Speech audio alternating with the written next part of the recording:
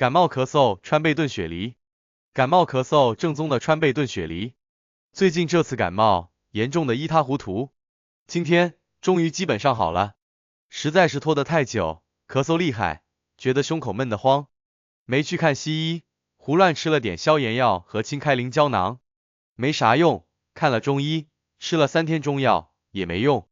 于是买了川贝来炖雪梨，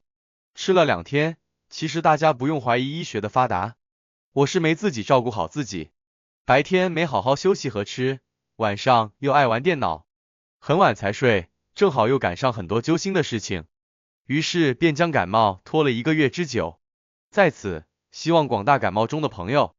千万不要忽视小小的感冒。原料：雪梨川贝。做法：感冒咳嗽正宗的川贝炖雪梨。功效：止咳化痰、滋阴润肺，可减轻咽干喉痒、喉痛湿音的症状，